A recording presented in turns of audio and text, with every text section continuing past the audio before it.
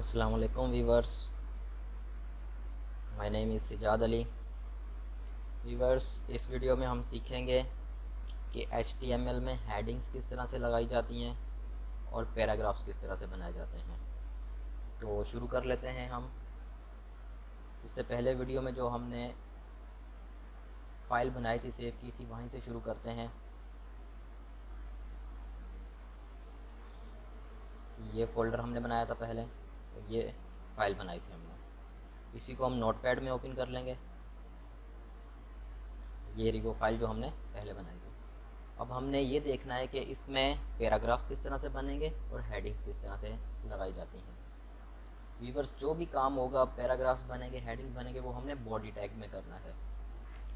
तो basically headings की 6 levels होते हैं हेडिंग के, H1 से H6 तक। ये 6 लेवल्स हैं हेडिंग के। हेडिंग का टैग ओपन भी होगा और उसके बाद क्लोज भी होगा। फॉर एग्जांपल हमने यहाँ पे H1 का टैग दे दिया और इसमें हमने लिख दिया माय फर्स्ट वेब पेज।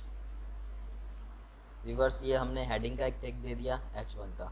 इसी तरह हम H2 का भी दे सकते हैं, H3, H4, H5, H6, H6 तक हम इसके टैग देख सकते हैं। अब इनमें क्या फ़र्क होता है वो हम आगे देखते हैं। अब इसको हम सेव करते हैं। सेव करने के बाद अब इसको हम ओपन करके देखते हैं ब्राउज़र में क्या चेंजिंग आई है।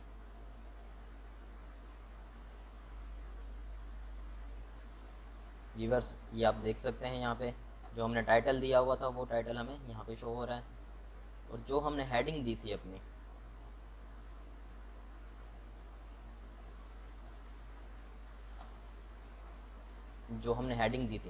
H1 my first web page, वो यहाँ ब्राउज़र में शो हो रही है। व्यूवर्स, इसी तरह हेडिंग्स दी जाती हैं ब्राउज़र में। अब ये तो हो गया H1, H2, H3, H4, H5 और H6, वो किस तरह से दी जाएंगी और उनमें फ़र्क क्या है इन सब में। तो इसी तरह भी हम इसको कॉपी करते हैं, Ctrl+C, Ctrl+V, Ctrl+V, 4, 5, 6, H6 close, H6 open, H5, H5, H4, H4, H3, H3, H2, H2।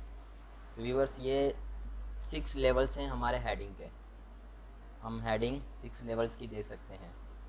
अब इसमें H1 में, H2 में, H3, H4, H5, H6, अब इनमें फ़र्क क्या है वो आप ब्राउज़र्स में देख सकते हैं। अभी हम ब्राउज़र में जाते हैं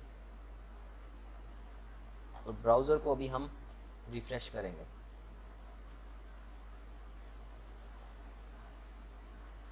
रिफ़्रेश करने से पहले एक बार इसको सेव करना ज़रूरी है। मैंने सेव नहीं किया था, इसलिए वो रिज़ल्ट शो नहीं कर रहा। अब मैंने इसको सेव कर दिया। Ctrl+S से भी आप सेव कर सकते हो। अब आप आ जाइए ब्राउज़र में, रिफ़्रेश किया। अब ये आप देख सकते हैं व्यूवर्स, जो हमारी हेडिंग्स थी, फर्स्ट हेडिंग जो थी उसका फ़ॉन्ट साइज़ बहुत बड़ा आ रहा है, और उसके बाद सेकेंड हेडिंग की H2 की, उससे छोटा, उसके बाद H3, H4, H5 और H6। व्यूवर्स, ये फ़र्क है हमारी हेडिंग्स में। जो हमारी सबसे इंपॉर्टेंट हेडिंग होती है उसको हम H1 दे देते हैं, जो उससे कम इंपॉर्टेंट होती है उसको H2 दे देते हैं। इसी तरह जिस तरह हमारे हेडिंग्स का लेवल बढ़ता जाएगा, हमारा फ़ॉन्ट साइज़ छोटा होता रहेगा। ये फ़र्क है H1 से H6 तक।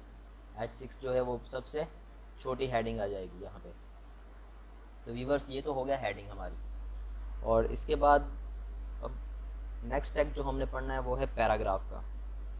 HTML में पैराग्राफ्स किस तरह से बनाए जाते हैं, तो इसी में मैं ऐड कर देता हूँ पैराग्राफ का टैग। तो HTML में जो हम पैराग्राफ्स बनाते हैं उसके लिए टैग यूज़ होता है P का, P ओपन, P क्लोज। तो व्यूवर्स, ये जो टैग है ये यूज़ होगा पैराग्राफ के लिए। अब इस टैग के अंदर हम जितना भी कुछ लिखेंगे वो सब एक पैराग्राफ में शो होगा। आप एक पेज पे एक से ज़्यादा पैराग्राफ अगर बनाना चाहते हैं तो आप दोबारा P ओपन करेंगे और P क्लोज करेंगे, वो मैं आपको बनाकर दिखा देता हूँ। पहले एक पैराग्राफ बनाते हैं, उसके बाद उसके दो पैराग्राफ बना के दिखाता हूँ मैं आपको। तो इसके अंदर हम जितना भी कंटेंट लिखेंगे वो पैराग्राफ में शो होगा। तो इसके लिए कंटेंट हम कहीं से कॉपी कर लेते हैं। जिस तरह पे यहाँ पे हमने ये कंटेंट में कॉपी कर लेता हूँ, कंट्रोल सी से कॉपी हो जाएगा। पहले आपने इसको सिलेक्ट कर लेना है, सिलेक्ट करने के बाद कंट्रोल सी कर देना है, तो ये कॉपी हो जाएगा।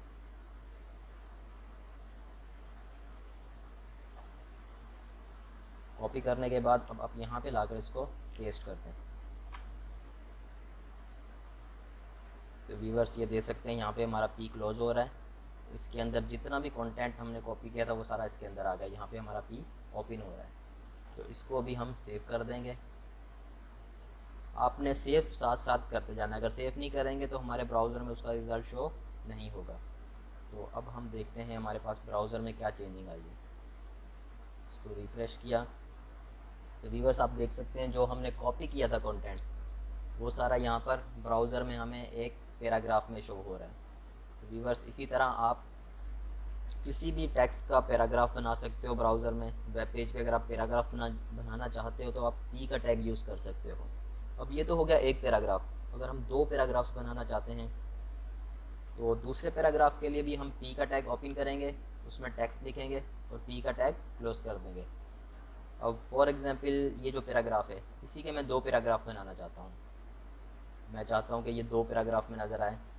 तो मैं चाहता हूँ कि एक पैराग्राफ जो है वो यहाँ से शुरू हो और यहाँ तक नज़र आए मुझे। तो यहाँ से हम पी क्लोज कर देंगे। एक पैराग्राफ यहाँ पे क्लोज हो गया। यहाँ से हम दूसरा पैराग्राफ ओपन करेंगे। दूसरा पैराग्राफ ओपन किया और यहाँ पे दूसरा पैराग्राफ यहाँ पे क्लोज हो गया। मतलब एक दो पैराग्राफ ओपन भी किए हैं हमने और दो पैराग्राफ क्लोज भी किए हैं। इसको आप इस तरह से देख लीजिए तो ज़्यादा समझ में आ जाएगा। दो पैराग्राफ हमने ओपन किए हैं और उसके बाद दो पैराग्राफ हमने क्लोज कर दिए। अब इसको हम सेव करेंगे, कंट्रोल एस से भी कर सकते हैं और यहाँ से भी कर सकते हैं। अब दोबारा आप आ जाइए ब्राउज़र में, इसको रिफ़्रेश किया तो व्यूअर्स अब आप देख सकते हैं इसमें क्या चेंजिंग आ गई। फर्स्ट पैराग्राफ हमें अलग पैराग्राफ शो हो रहा है और दूसरा पैराग्राफ जो है वो अलग से शो हो रहा है। तो आप जितने पैराग्राफ चाहें इसमें बना सकते हैं।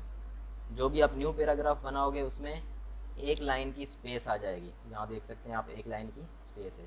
थर्ड पैराग्राफ बनाओगे तो यहाँ पे भी एक लाइन की स्पेस आ जाएगी। तो व्यूअर्स होप आपको हेडिंग एलिमेंट और पैराग्राफ एलिमेंट समझ में आ गया होगा। अगर फिर भी कुछ कन्फ्यूजन है, लेक्चर में कुछ समझ में ना आया हो तो आप कमेंट सेक्शन में मुझसे पूछ सकते हैं। और मेरा चैनल सब्सक्राइब ज़रूर करें ताकि आपको आने वाली सब अच्छी वीडियोस मिलती रहें। ओके व्यूअर्स, अपना बहुत ख्याल रखिएगा। अल्लाह हाफिज़।